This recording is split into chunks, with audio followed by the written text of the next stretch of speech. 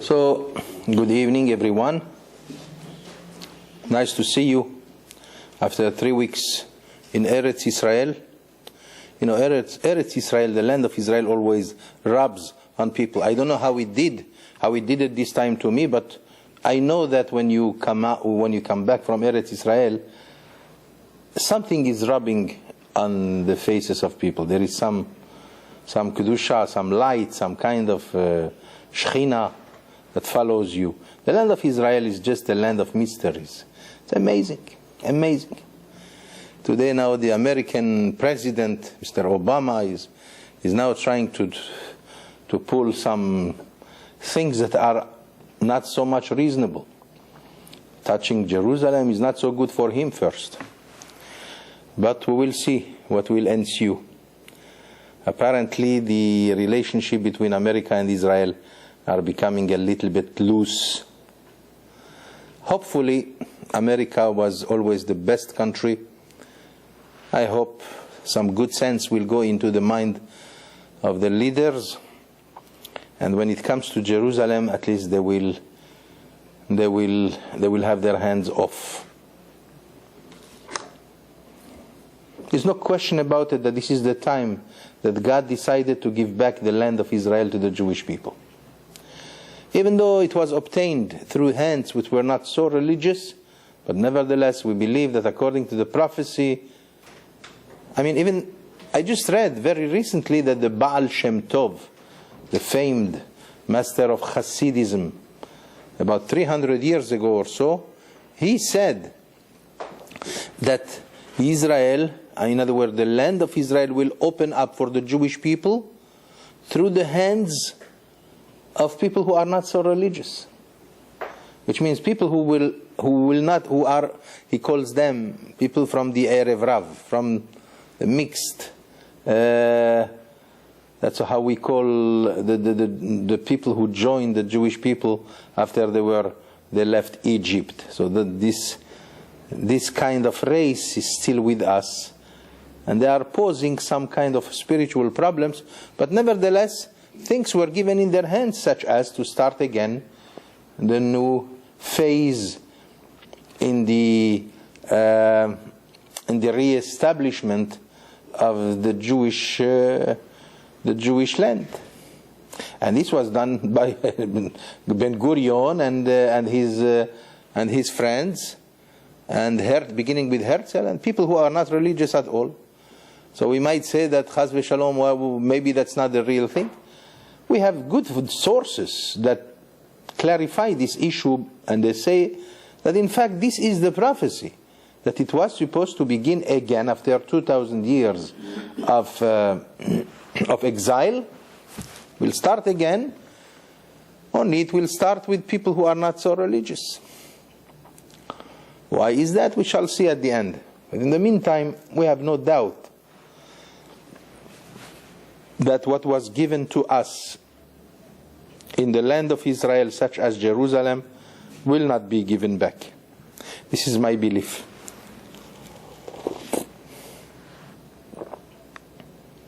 Tonight is Rosh Chodesh Av, the month of Av.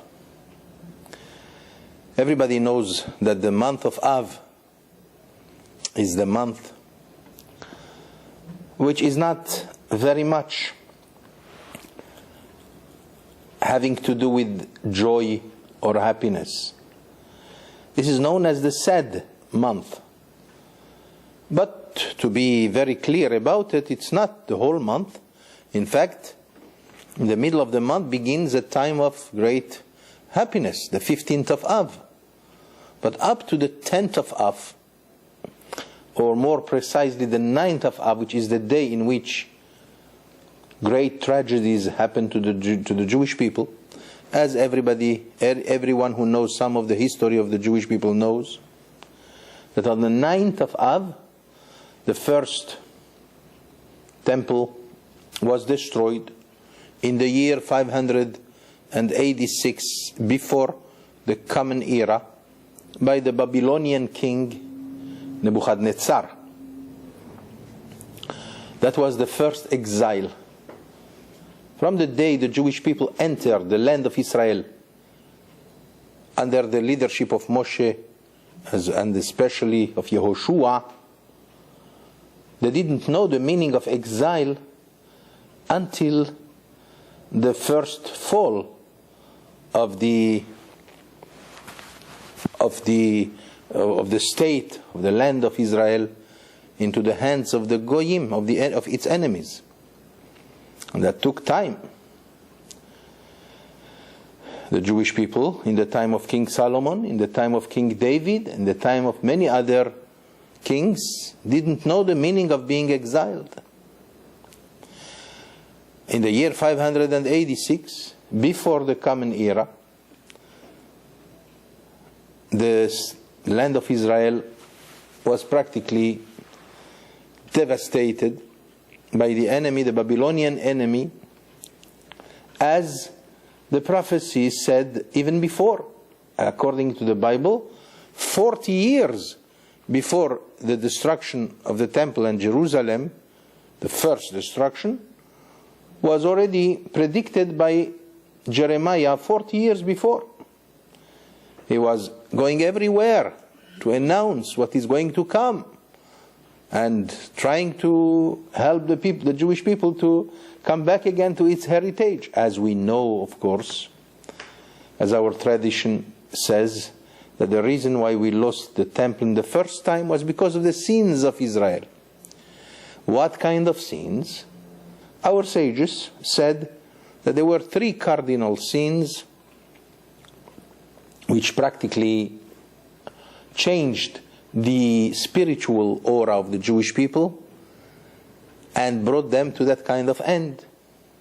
The 3 sins are, number 1, Avodah Zarah, which means worshipping idols. In those times, worshipping idols was the vogue of the world. It was a matter of culture, civilization. It was very difficult. Towards the end, of course, it was very difficult not to fall prey to the influence of the neighboring nations with all their culture and things like this. Especially the Jewish people started already to show signs of weakness, of spiritual weaknesses. So the first sin was idolatry. The second sin was the sin of adultery, immorality. That's called Gilui Arayot.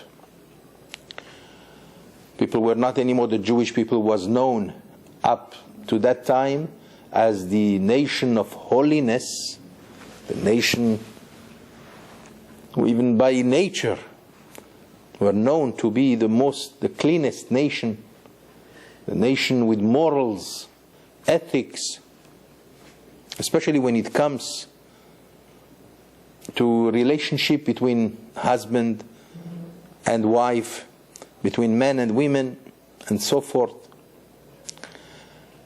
Marital things.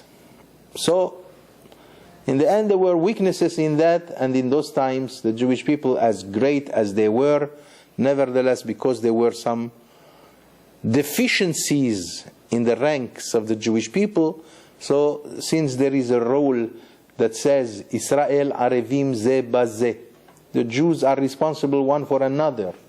So even if one sins, all the Jewish people is going to pay for it.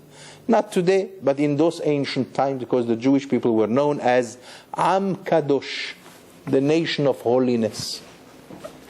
So their second failure was the sin of immorality. And the third sin was spilling blood, shfichut damim, murdering. Of course, you might get the idea that there were many murderers, or they were all assassins, or something like this, like we know of the nations. Oh, nothing of the kind. All it takes is one Jew to murder a human being to cause the collective incrimination of all the Jewish people. In those times, all the Jews would be considered murderers if there was one murder. I don't have the time now to tell you examples, as the Bible cites several examples. But the Jews in those times, talking about 2,500 years ago, when the first temple was destroyed, which means also the whole state, the Jews were exiled, were taken away to Babylon, and the total destruction of the Jewish structure then. All this came according to the tradition of our sages because of those three cardinal sins. And that was the first exile.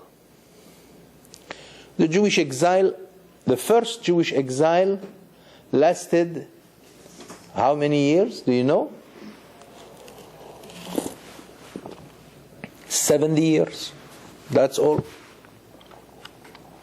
Between the time when the empire of Babylon, under the leadership of the king Nebuchadnezzar, until the time of Ahasuerus and Esther and her child, Koresh, Cyrus, who gave the first one to give permission to the Jewish people to go back to the land of Israel to start rebuilding it, and especially to rebuild the temple, were only 70 years.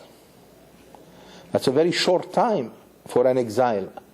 And our sages do ask the question, why is it that the first temple, why is it that the first exile lasted only such a short time, when the second exile lasted indefinitely? We are still in it. You understand? The Gemara, the Talmud does ask this question. The answer of the Talmud in Masechet Yoma, Rabbi Yochanan says, the first sins, apparently, let me explain further the matter so that we will understand the question before you fall asleep. So the first exile lasted 70 years. So the Jews came back after having the permission of the king of Persia, who was the dominating empire then, which means Babylon was no more, finished. As great as Babylon was, yet it succumbed to the attacks of all its enemies and it was destroyed. Now it's Persia. It take long for such people in the time of Babylon, when Babylon was the marvel of the world. If anybody would have said that this empire would come to an end soon, they would laugh at him. Same thing also with Persia. In the time of Ahasuerus, he dominated the whole world. If some would come and say Persia will not last, they would laugh at him. Even in the time of Rome, the great Rome, if someone would say that Rome would come to an end, they would laugh at him. And yet they all came to an end. You have to dig very deep to find some vestiges, something that remains of those times. But the Jewish people, how many times we have fallen again and again, and we are still here. The same Jewish people, the same Torah, the same traditions, as the Torah promised. There's nothing that was not predicted by the Torah. The Torah said, no matter how much we anger him, he still will not destroy us forever. We are known as the nation of eternality. Am HaNetzach. The nation of eternity. So far, it has been proven to be true. Despite all the tragedies and all the suffering and the vicissitudes that were the lot of the Jewish people is still here. And the world does not understand. They have tried everything. They have tried everything. And they are still trying. And why do you think suddenly America is changing its color? Because they are going to try again. Maybe because if full Jerusalem is the Jewish people, that means the prophecy is still vivid. We can't allow that. So therefore, let's develop some kind of sympathy towards the Palestinians. Let's give them half Jerusalem. Jerusalem is theirs, even though Jerusalem is not theirs. I mean, Mr. Obama read the Quran. He proved to be very proficient with the readings of the Quran. Knowing the Quran, he should know that the name Jerusalem does not appear in the Quran, not even once. Did you know that? The name Jerusalem never appeared in the religion of the Muslims until today.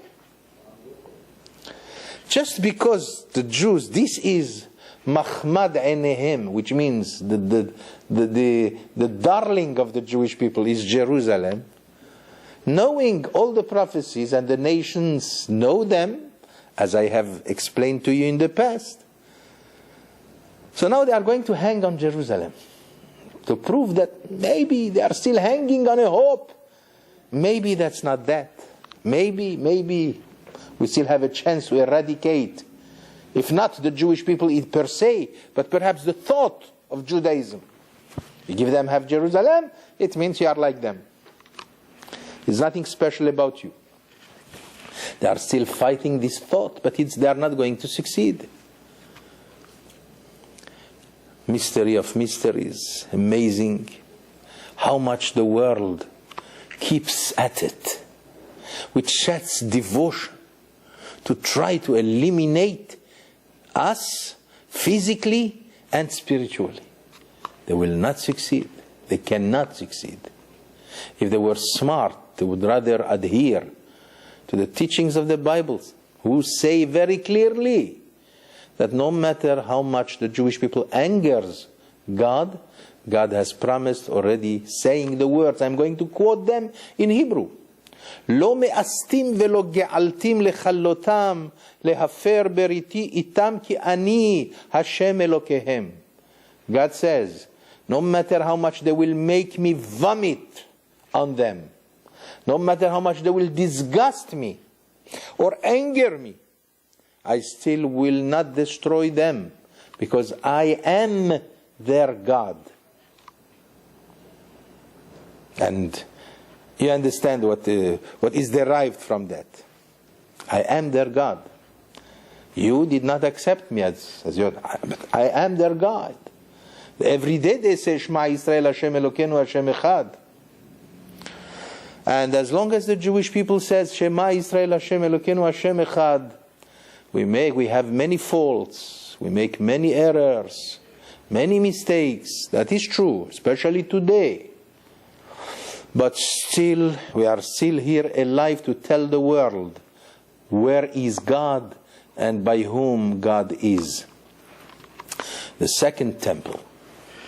After they rebuilt the temple, it took them a few years until they rebuilt the second temple. It was not anymore like the first temple. Nothing of the kind. First temple was full of miracles, was grandiose. The second temple was already a structure, which later on, with the years, it has been enhanced beautifully by the king Horus, or Herod, who doesn't have much to do with Judaism, by the way.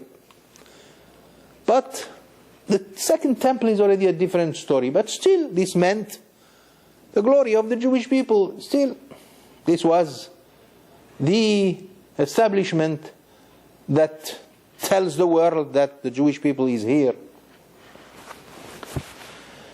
It also lasted approximately 900 years, 920 years.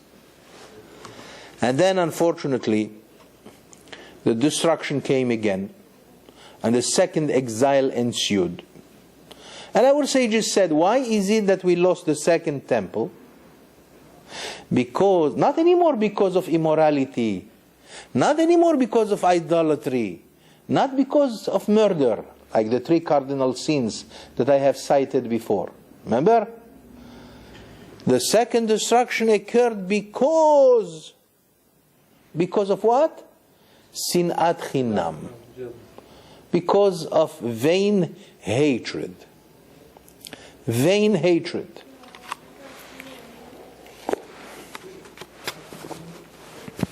What is vain hatred? Call it jealousy. Call it disrespect of some people who deserve respect, like it says in the Gemara, in the Talmud, in Masechet Shabbat on page 119. Lo charva Yerushalayim ela biglal shebizu ba talmidei chachamim. Jerusalem was destroyed for the second time. Why? Because they did not give enough respect to the Torah scholars. Now, if they said that at that time, what should we say today? When Jews that are religious Torah scholars are hated openly in the land of Israel. I'm sure you heard the news. Anyway, not the time now to talk about this. But the second temple, our sages said, because of sinat chinam, because of that hatred, that's why we deserved the second exile and the destruction of the second temple. When did it happen? The first temple, as I said, in the year 586 before the Common Era, on the day of Tisha B'Av, the 9th of Av, the 9th of this month. Did anything happen before that, by the way? You should know that it had a precedent.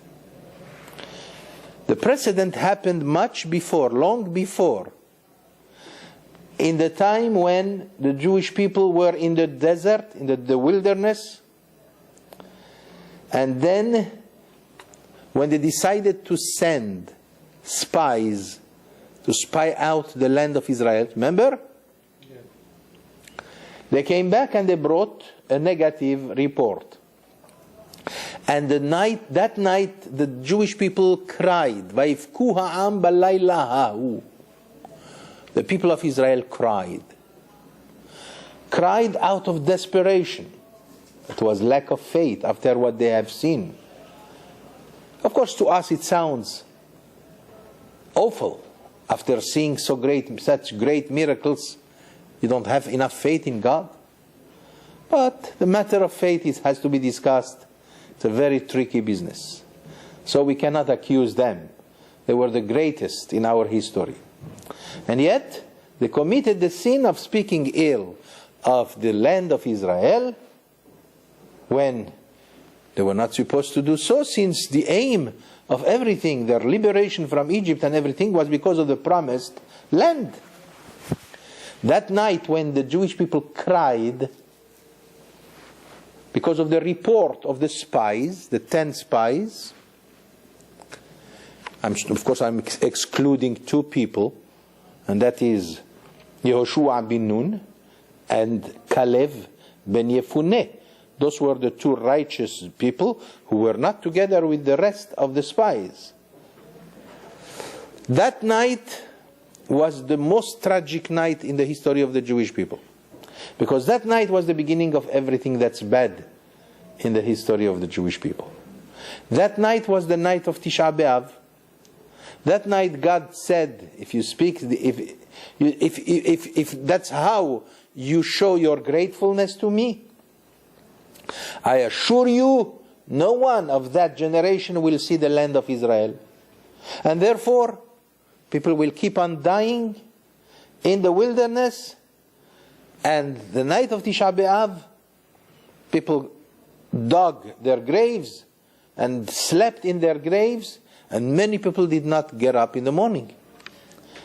By the end of 4 years, all that generation that came out from Egypt perished, except for the children. The children that were born in the desert, those are the people who went into the land of Israel.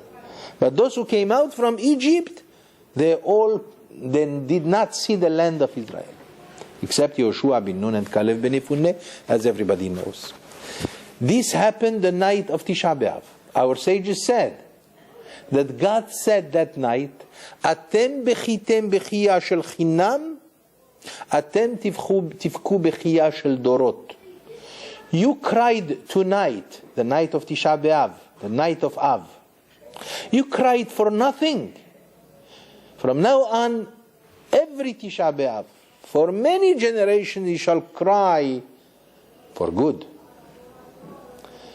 What followed was, after they entered the land of Israel and many, many years, hundreds of years passed, the first temple was destroyed and Jerusalem was called on Tisha B'Av, the 9th of the month of Av. Lo and behold, as I said, the first exile lasted for 70 years, and then they came back under the leadership of Ezra the scribe. We have discussed these matters in the past, as well as other great people. The great assembly, remember, 120 great rabbis, we discussed them many times. They came back from Babylon. 50,000 Jews came back to start rebuilding the second commonwealth of the Jewish people, with the rebuilding of the temple. That was the second temple. When unfortunately the time came after almost 900 years later on, and the temple was destroyed for the second time, it happened when? Do you think it happened? On Tisha B'Av. Again, the 9th of Av. And with precision, historical precision. No one has ever denied this truth. But that's not all. After the destruction of the second temple, about 70 years later, when the emperor of Rome was Adrianus, the hater of the Jewish people, at that time a Jewish revolution started. The Jewish revolution led by whom? By a great warrior, a disciple of Rabbi Akiva, and his name was Bar Kokhba. And Bar Kokhba was the Hercules of the Jewish people. He had charisma, he had tremendous strength, and great leadership. And he became the leader, and he led a tremendously powerful revolution against Rome. 3 years the revolution went on, the rebellion against Rome. They inflicted upon the Romans such casualties that Rome lost forever its power because of this. Nevertheless, unfortunately, finally the revolution ended in the city of Betar, a walled city, and that's when, on the day of Tisha B'Av, after 3 years that the revolution lasted successfully. The reasons why they did not succeed at the end is because of other reasons that require a whole lecture. But on the day of Tisha B'Av again, the 9th of Av, the city of Betar fell, and that was the total end of the Jewish establishment in the land of Israel. That's when Adrianus, the emperor of Rome, practically plowed out the city of Jerusalem. In other words, there were still some things that remained in the city of Jerusalem, but he plowed it out. He said, I don't want to hear anymore the name Jerusalem, and he even changed the name, and he called it Palestina. See now how the Palestinians call Palestina? That's how. It originated from the Romans, which means nothing from the Arabs. The Arabs have nothing. And yet they say everything is theirs. And that exile was final, and we don't see the end of it. Today it's almost 2,000 years. So our sages say in the Talmud, 2,000 years ago they already felt. See how great the words of our sages? It's amazing. They were greater than prophets. They said, how come the first exile lasted only 70 years? And the second exile, we will not see the end of it until the Mashiach comes. And lo and behold, after those words were inscribed in the Talmud, we are today close to 2,000 years after, and we are still in exile. So the Talmud says, how come the first one lasted such a short time and the second one such a long time? So the Talmud says, because the first one, their sin was uncovered, revealed. The shame of their sins took over them. That's some of the Mefarshim explain that. They were ashamed. The shame, when somebody is ashamed, that's a great sign. That's a good sign when somebody is ashamed. Do you know that? Shame, as painful as it is, it's also a great cure. Did you hear this? Shame is a great cure. Although shame in some cases could be the most painful. Our sages said that if you are ashamed in public, for example, all your sins are forgiven. The first sins that caused the destruction of the temple, those sins caused tremendous shame to the Jewish people. They recognized and they confessed their sin. And that's the reason why there was a cure. And that's why their exile lasted only 70 years. But the sin of the second exile is something that is very vague. It is hatred in vain. Where do you find someone who will admit the sin, the guilt of hating, jealousy, and haughtiness? Nobody, because that's part of the sin. Is not to recognize the sin. So therefore, no one has ever gotten ashamed from that sin, and that's the reason why the exile is lasting. Of course, all these are only philosophical aspects of the question. But we know that the real reason, of course, is in the book of God. Because God has a plan. And the plan is that it should be this way. There are, in the world of Kabbalah, there are many reasons that are very mystical, that has to do with souls, that has to do with reincarnations, and things like this. Like they say about the Holocaust, that the Holocaust in fact gathered 6 million souls that were throughout thousands of generations that accumulated in their sins, and finally they were concentrated in one shot and they perished in the Holocaust. That's what the Kabbalists say today. But that's the truth. That's the plan of God. God has a plan that we don't know until He permits so. Understand?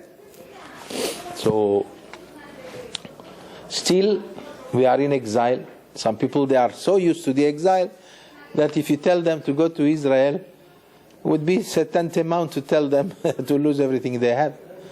Many people, they adore America. They like America. So I hope that America will stay comfortable to us as much as possible, because I don't like to be a bird that predicts bad things, but we have to be ready for eventual changes, and it seems to be taking place already.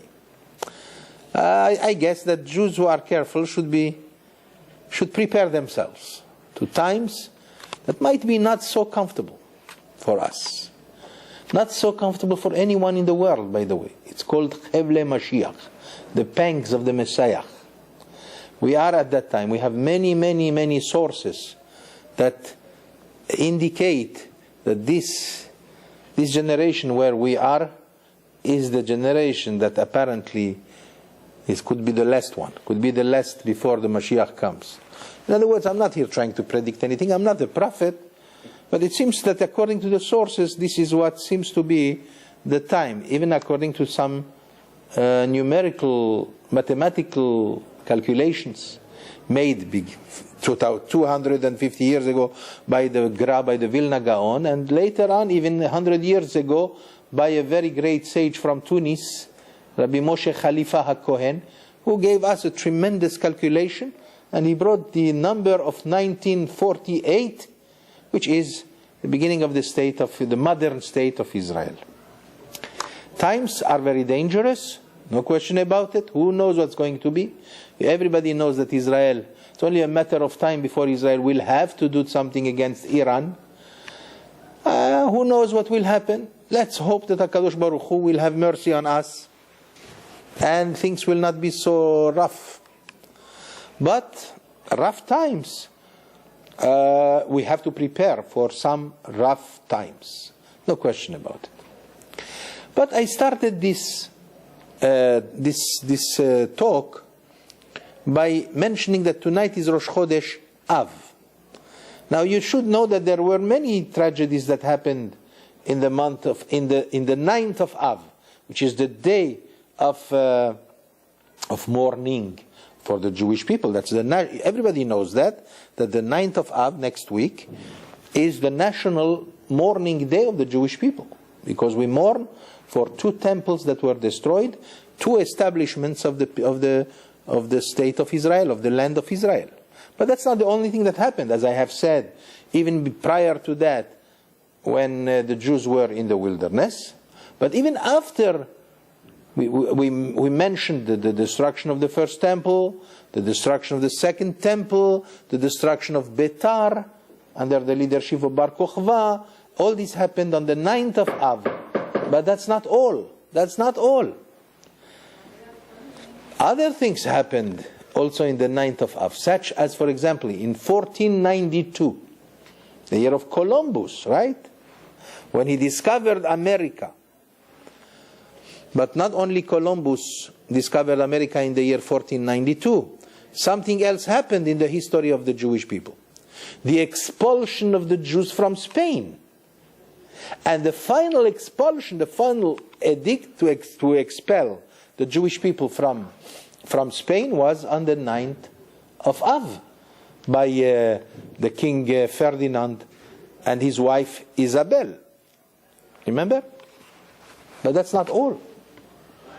The First World War started on the 9th of Av. And everybody knows that the First World War is in fact the preparation of the Second World War. So you see that the 9th of Av is a day that is scary.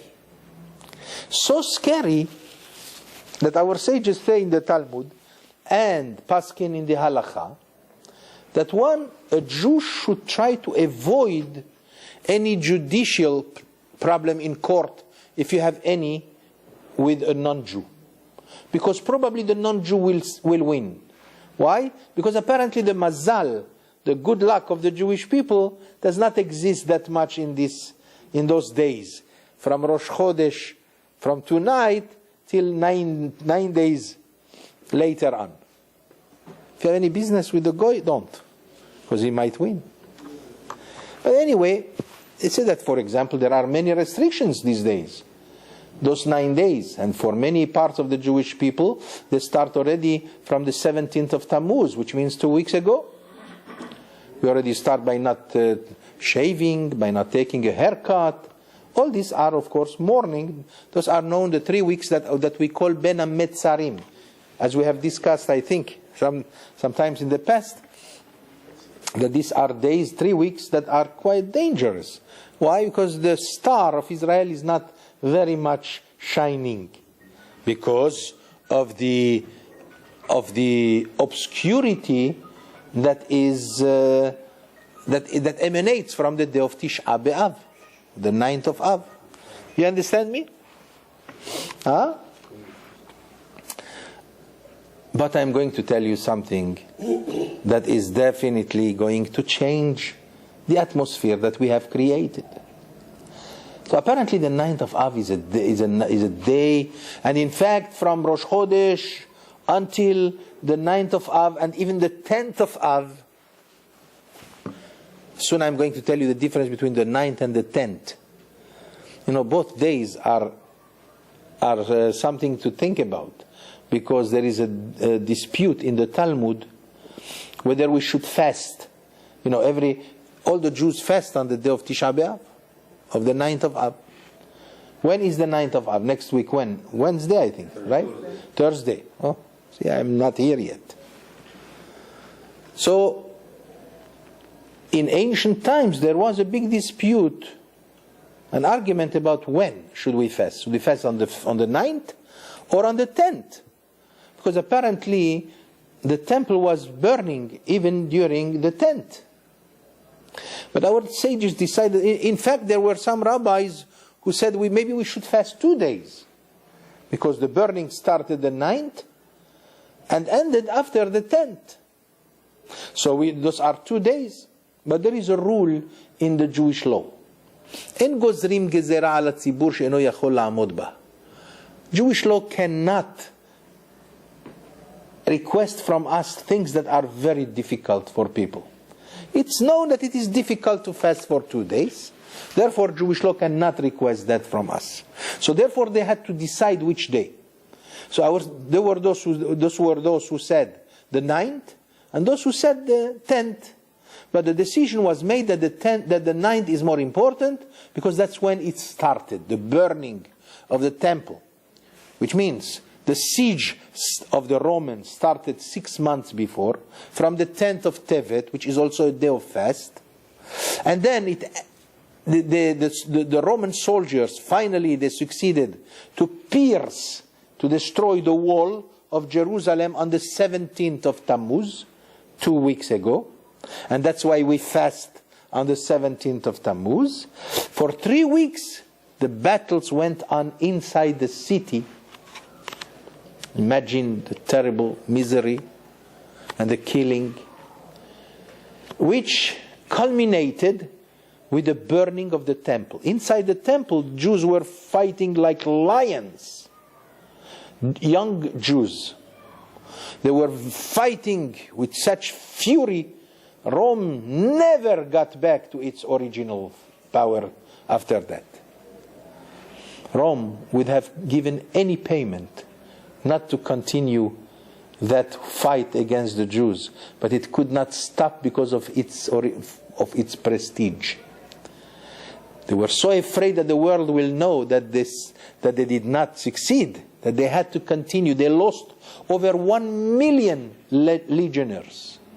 They even had to import legions from North Africa to continue the fight against the Jews. Amazing. But inside the temple, Jews were still fighting. And finally on the 9th of Av, that's 3 weeks of fighting inside the city, culminating with the 9th of Av, in which the burning of the temple started. And even though the burning kept on going on throughout the other day, but the 9th of Av was known as the day of the greatest tragedy of the Jewish people, and that's why we fast. Now it's time to tell you something else. You have to know that in Hebrew, how do we call it? The month of Av? Av. What is Av in Hebrew? Father.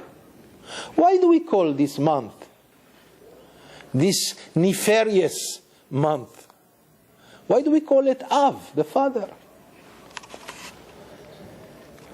Well, the Ben Ish Chai says that the reason we call it Av, because this month, which is the worst month for the Jewish people, yet it is the greatest month of the Jewish people. It is the month of the father of all the months. This is the month in which, in the future, after the Mashiach comes, after the final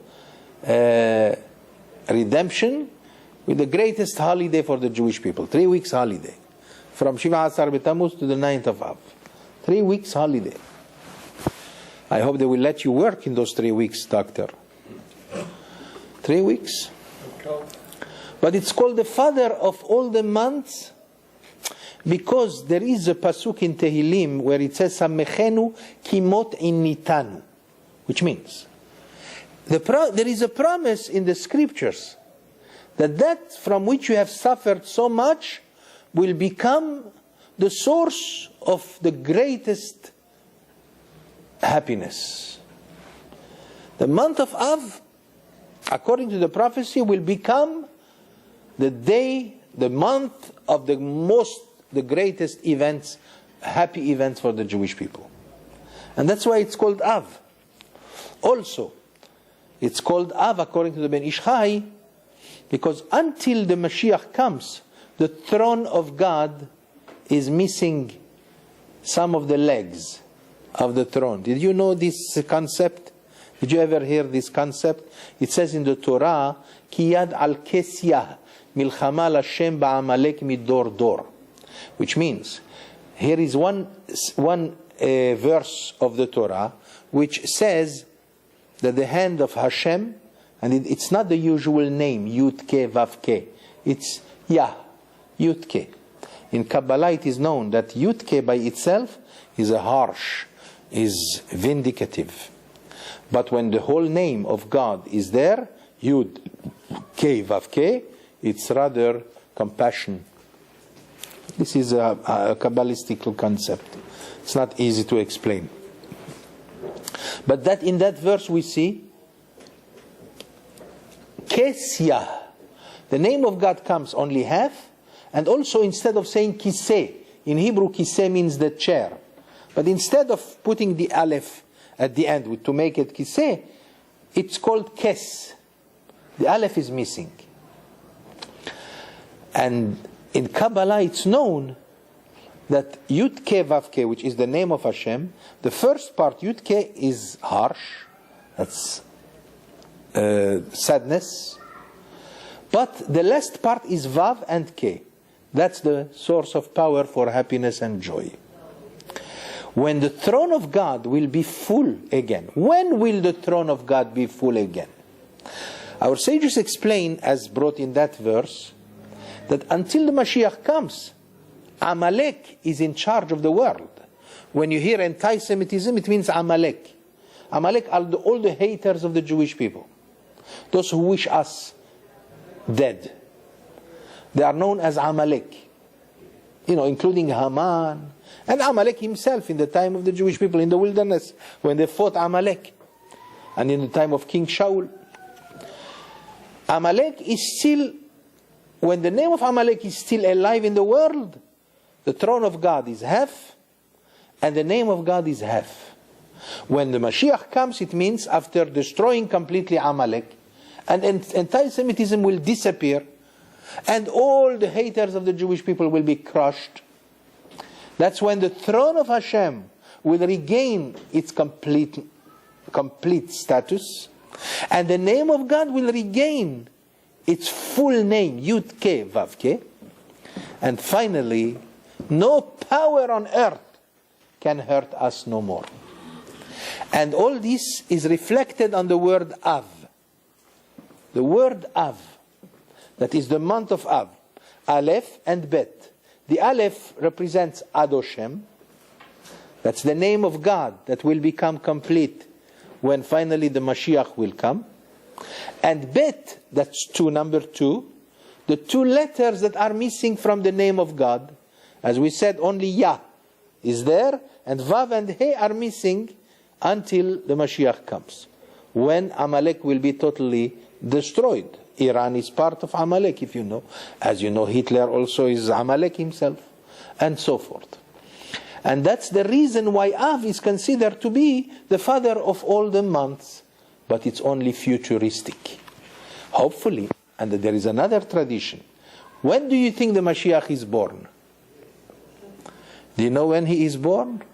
On the 9th of Av, on Tisha B'Av. Not in the early part of the day, in the second part of the day. Remember on the day of Tisha B'Av? In the morning we sit on the floor. In the evening and Mincha, we don't sit on the floor. Many Sephardim don't put tefillin in the morning, because we are in morning, but already towards the afternoon, it's already a different time. It's a time of nechama, of consolation. Even if you know how to sniff, if you know how to smell the air, you will feel that Tisha B'Av is made of 2 things in the same day. In the morning, it's very, very sad. But towards the afternoon, it's already becoming clearer and better.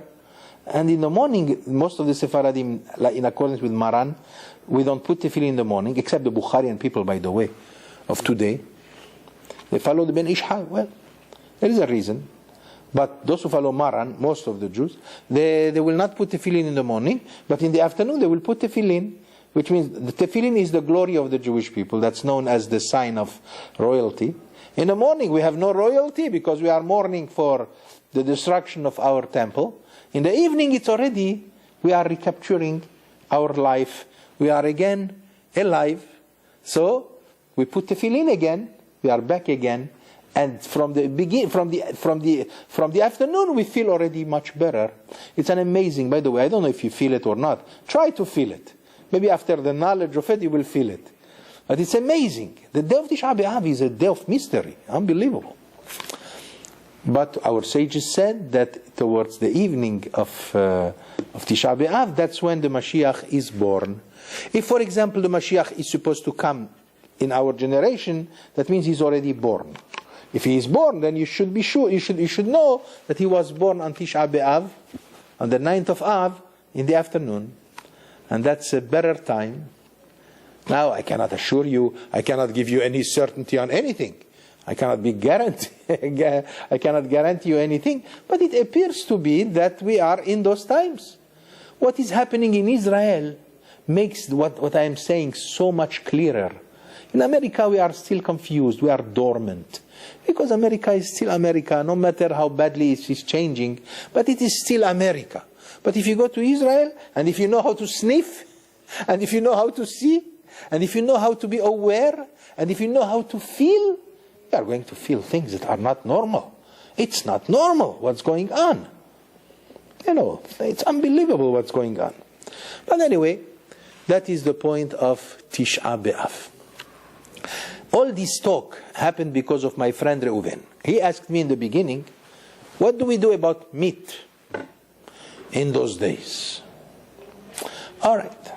He's asking, should we start not eating meat from tonight, which is the night Rosh Chodesh, or perhaps tomorrow night? And the answer to this is as follows. The halakha is very precise about it. The Sephardim, they eat meat tonight and tomorrow. Rosh Chodesh is like a holiday. Tomorrow night we stop eating meat. The Ashkenazim, by the way, they start already from Rosh Chodesh. Some of the Sephardim also, they start from Rosh Chodesh, but that's not important. You should know that even the Ben Ish Chai is writing very clearly that the Sephardim, they still eat meat tonight and tomorrow. And we start, the time of mourning begins from tomorrow night, which means no meat, no wine, except Shabbat. Shabbat, God forbid. Shabbat is the exception of all the rules. We eat meat. And what's so special about meat, by the way? Because today there is a new vogue. Meat? Meat. That's not true. Meat is good. And I'll tell you a big secret about meat.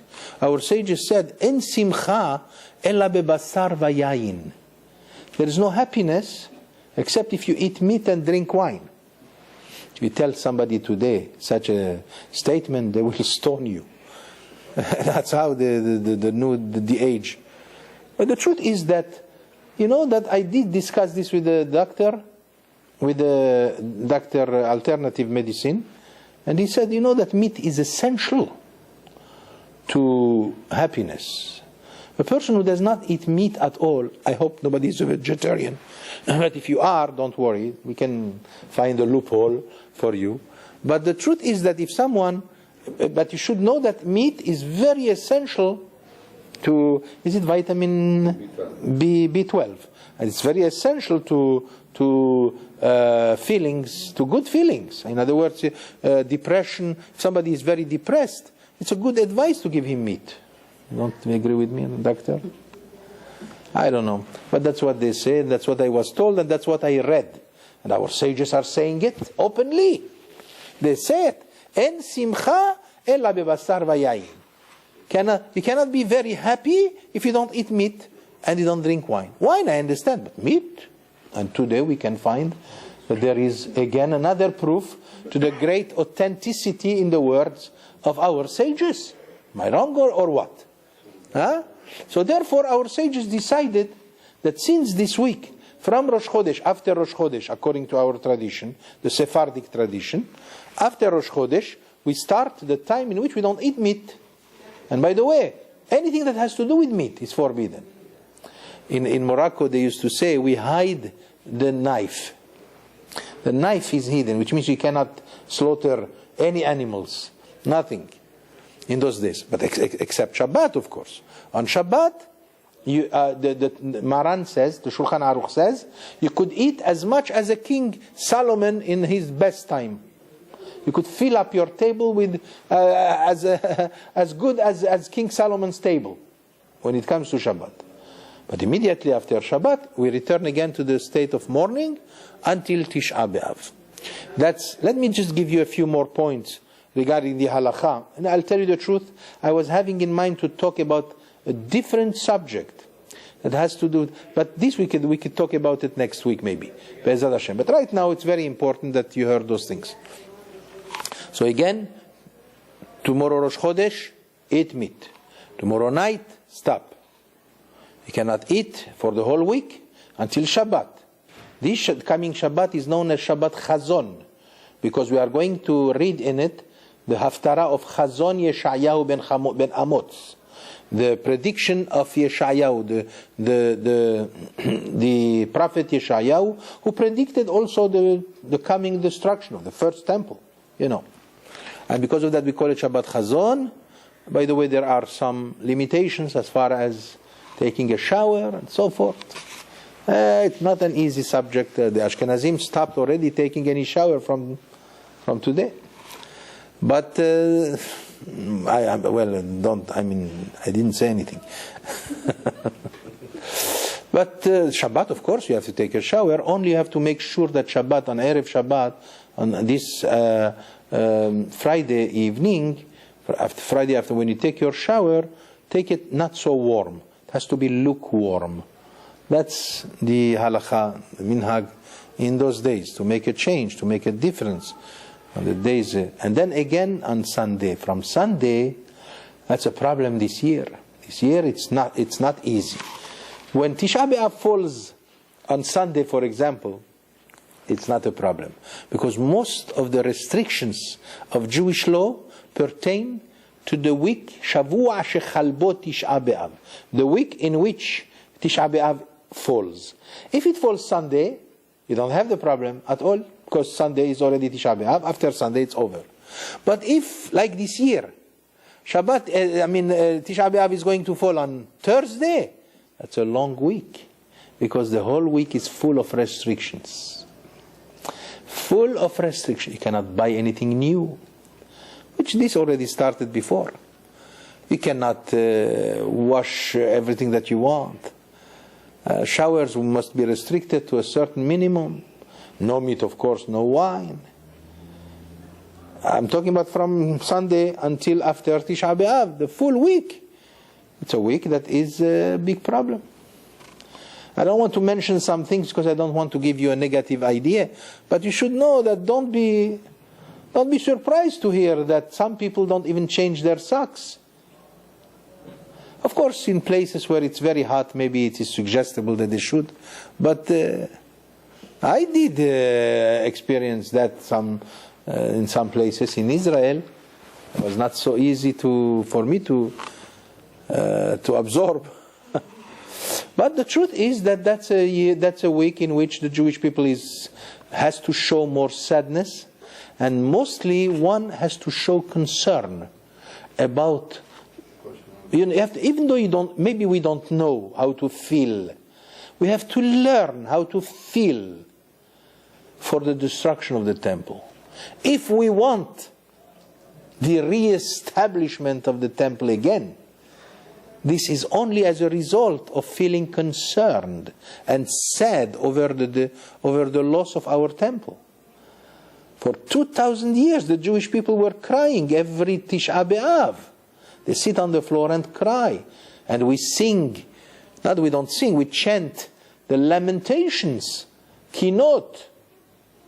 I even issued 6 discs on Kinot, on lamentations. Last album. So the lamentations are very sweet, but they are very sad. And that's what we do on the day of Tisha B'Av. And all this week, the coming week, not this week, beginning after Shabbat until Tisha B'Av, it's a week of restrictions. It has to do with definitely not taking a haircut and so forth and many things. What about getting married? You cannot get married next week. Not even this week. Many people don't even get married from Shiva Asar B'Tammuz. So you see that the Jewish people is serious when it comes to Tisha B'Av. And why is that? Because what they promised us is only if we show concern and we are sad about the departure of our temple, that's the only thing that will bring it back. Like even Napoleon said that once. One day Napoleon, the emperor of France, and Napoleon one day, when he came to the land of Israel, at the shores of Akko. So it was the day of Tisha B'Av. He didn't know. He thought the Jews are coming to applaud him and everything. He was beloved by... No Jew came to welcome him. He didn't understand. He asked some of his advisors, what happened to the Jews? They didn't come to welcome me. I mean, he was the emperor, the biggest emperor in the world. They said to him, Majesty, the Jews cannot come today. That's their day of mourning. They are crying today. It's the day of the 9th of Av. So he said, to crying? Over what? Well, they are crying over their temple, which was destroyed 1800 years ago in his time. He said, what? They are still crying over something that happened 2000 and even more years ago? Wow, he said, if that's the case, then I am sure one day they will see it again. Napoleon, a non-Jew, said those words. That if the Jews are still crying for something that happened long time ago, it means that's the best hope that it's not dead, that they will see it coming back again. The dead, when somebody dies, lo alechem velo alenu, you cry for him 1 year. After 1 year, it's finished. But if someone cries over somebody who's dead for 20 and 30 years, there is a great probability that the man didn't die, that he's still alive somewhere. Like whom? Very good. Like Yaakov for his son Yosef. He kept crying for him for more than 21 years. And that was the proof that Yosef did not die. Because if somebody is dead, our sages said that if somebody is dead, there is already a verdict from heaven that we forget the dead after 12 months. We still cry over the temple. It means the temple is still alive. It means the Bet HaMikdash will be again rebuilt. Make no mistake about it. That's amazing, but that's the truth. And if Napoleon said that, it shows that even a goy can have a moment of truth. And by the way, I'm concluding this with these words, that even a goy could have his moment of truth. Remember these words, because this will be the theme of next week. If we have a next week, I don't know, because next week, if you said that, I thought that Tisha B'Av is on Wednesday, but if you say it's on Thursday, we can have it. Right? So, even a goy can have, that was supposed to be the theme of tonight. That even a goy can have his moment of truth. And the moment of truth is sealed by God as a kosher thing. Remember Bil'am? But I will not tell you until the next lecture. So have a wonderful night, my friends. So good to see you. And God bless you for coming.